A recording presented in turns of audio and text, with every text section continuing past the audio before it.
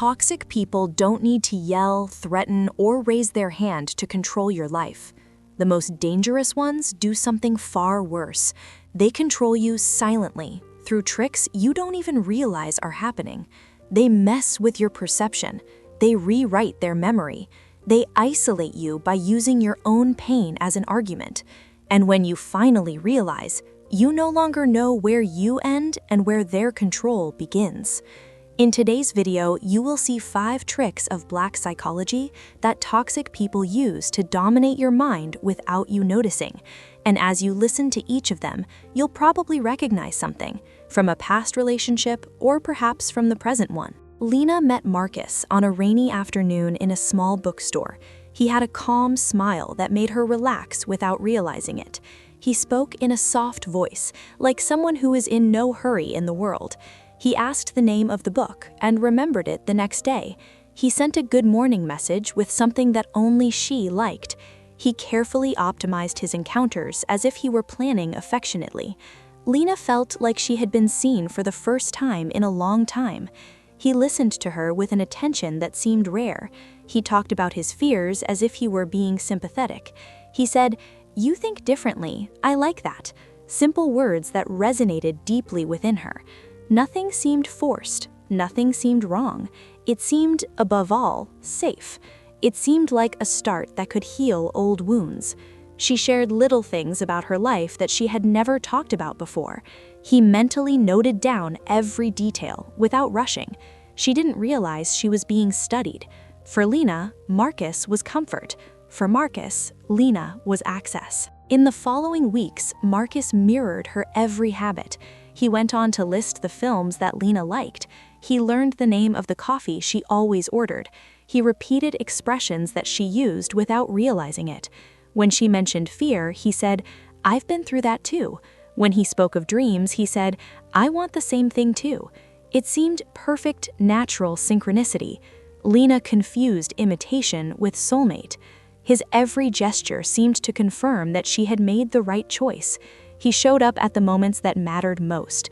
Compliments were offered in just the right measure to alleviate insecurities. But behind the kindness, there was method. He collected information like someone putting together a map. He knew when to call and when to step away to increase value. His actions were meticulously planned, almost mathematical. Lena opened up more each day without understanding the pattern. What seemed like intuition was actually emotional calculation. And Lena gave Marcus the confidence he needed to begin the job. Nothing alarming happened at first. Nothing that friends could easily point out. Just a subtle sensation that Lena couldn't name. Marcus was asking profound questions too soon, always about wounds, always about insecurities. He listened as a therapist but didn't reveal anything about himself. Their personal stories were shallow and controlled. It was always about her, never about him. Each of her confessions became a tool for him. He memorized the weak point and knew how to exploit it afterward. Their routine became the soundtrack to their addiction. He offered support and then tested boundaries with silence. Lena began seeking approval without realizing she was seeking it from him. Care became a prison without visible bars. She thought she had found safety. In fact, she had relinquished control of her own life. And before she knew it, the line between love and control became blurred. The perfect beginning was already fulfilling its purpose, opening the door, and Marcus was ready to go in. The change started small, almost imperceptible. Marcus began to control Lena's reaction time. If it took longer, he would say, "That's fine, I just thought it was strange." The tone was soft, but the impact was cold. She began to justify herself without knowing why. He said he liked knowing where she was, but he wrote down each time as a record. One day, he asked her why she wore too much makeup. The other day, he asked if that friend wasn't just interested in money. Lena laughed at first, finding it endearing, but her laughter faded over time. Every opinion he gave carried the weight of a judgment. He used long silences when he wanted to punish, and short compliments when he wanted to reward someone. Her emotional balance became his territory. Marcus fiddled with details that seemed to provide protection, but they were invisible fences, and Lena didn't notice when she started walking inside them. Freedom became permission, and the permission came from him. Lena's friends noticed before she did. She spoke less, laughed less, and appeared less often. Marcus said, "They don't understand you like I do," or "They're using you, I'll take care of you." Sweet words with subtle poison. Lena started canceling dates for no clear reason. I felt guilty for wanting to go out. I was afraid of disappointing Marcus.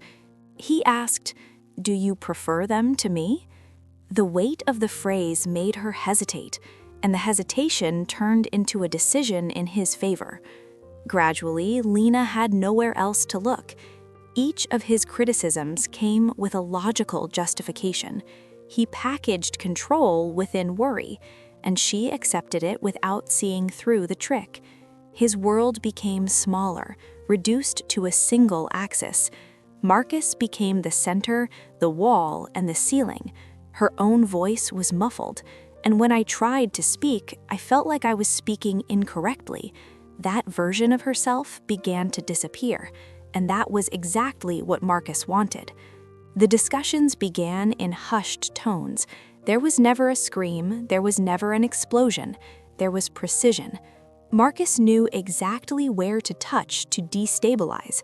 If Lena complained, he would say, "You're being too sensitive," or "I only want what's best for you." Polite phrases that cut deeper than insults. She began to doubt her own perceptions. She thought she was exaggerating. She thought she was the problem. Marcus loved that spot. At this point, her mind was molding itself to his speech.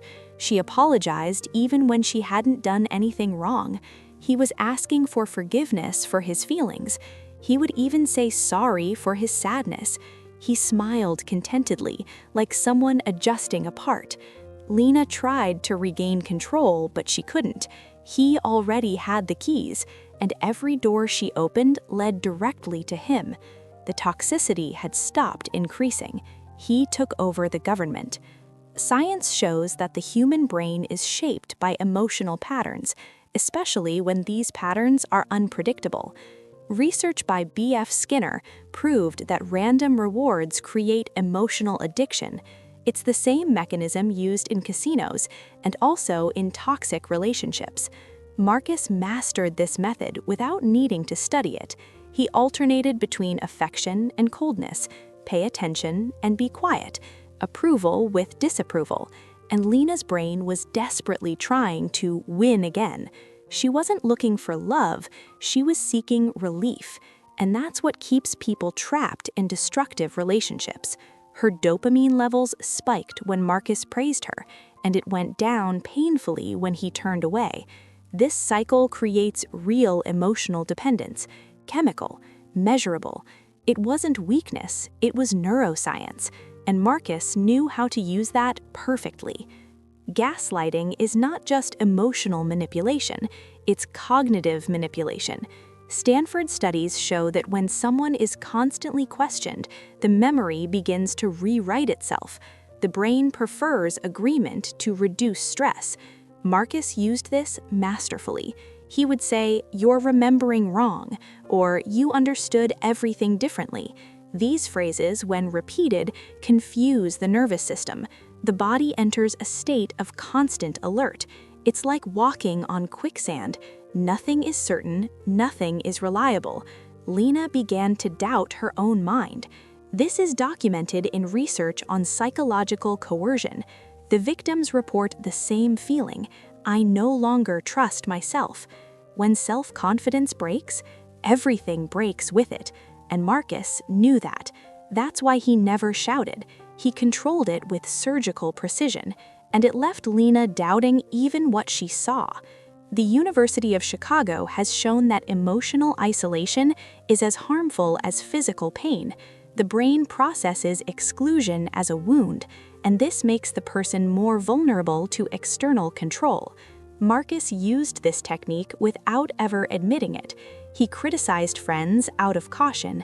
He discouraged meetings for protection. He questioned intentions out of love. This gradual isolation creates perceptual dependence. The victim feels that only one person is safe, and that person, precisely, is the one who causes the damage.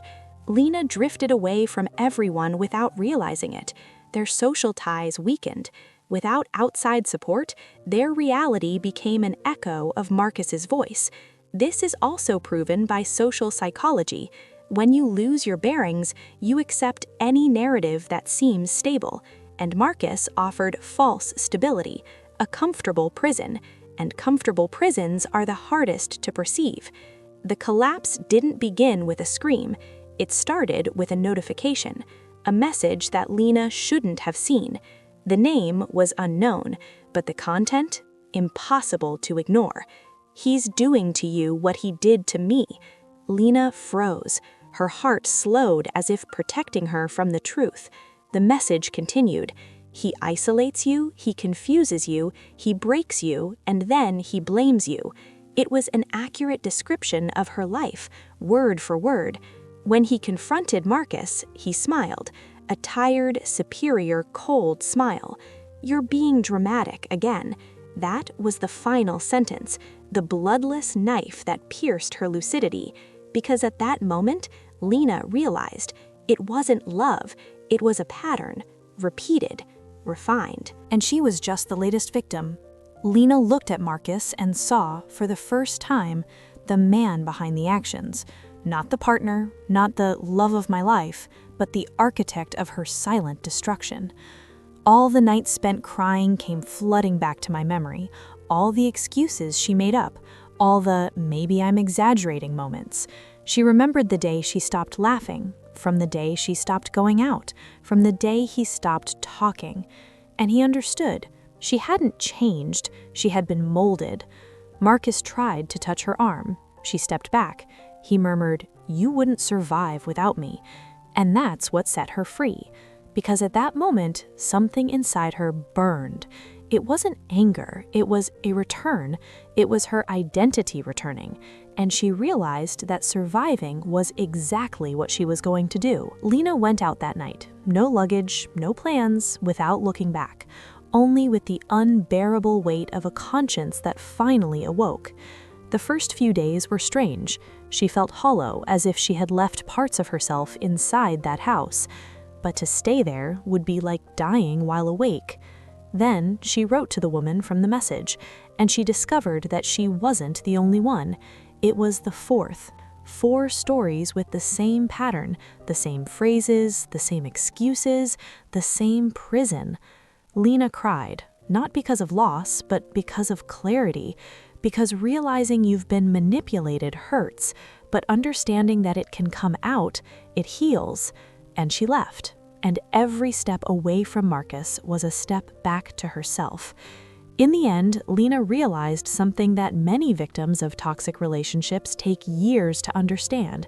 Marcus never needed to raise his voice, never needed to break anything, never needed to be explosive. He controlled it in a more efficient way. Silently. That's how he erased identities. That's how he created distorted versions of reality. And that's how he kept people captive, not by force, but by confusion. When Lena finally managed to break that cycle, she discovered that freedom doesn't begin in the body, it begins in the mind. The moment you realize that it's not love, it's psychological engineering. 1. Gaslighting. Marcus made Lena doubt her own memory and even her own emotions. Phrases like, "You're exaggerating," "You remember wrong," "This never happened." They created a parallel reality where he was always right and she always needed to correct herself. 2. Intermittent reinforcement. He alternated between moments of extreme affection and calculated coldness. This fluctuation creates emotional dependence because the brain becomes addicted to trying to recapture the good phase. 3. Subtle isolation. Marcus didn't say, "Don't talk to your friends." He said, "They don't understand you like I do." This type of phrase causes the victim to distance themselves on their own, believing they are doing so by choice. 4. Humiliation masked as care. Minor criticisms, jokes, comparisons to other people, all of this erodes self-esteem and causes the victim to accept less than they deserve. 5. Kindness as a weapon. Any gesture of kindness would later become a source of guilt, like, after everything I've done for you? This trick emotionally traps the victim and prevents them from leaving. What you need to do. 1. Name the pattern. When you name the abuse, you take away its power. 2. Talk to someone from outside the organization. When we are inside, we see fog. Those on the outside see the map. 3. Start an exit plan, mental, emotional, and physical. You don't need to run away in a day, but you need to start today. If you recognized any of these tricks in your life, don't ignore this sign. Subscribe to the channel to understand, identify, and escape these patterns. Share your experience. You have no idea how your story can help someone else. Watch the next video.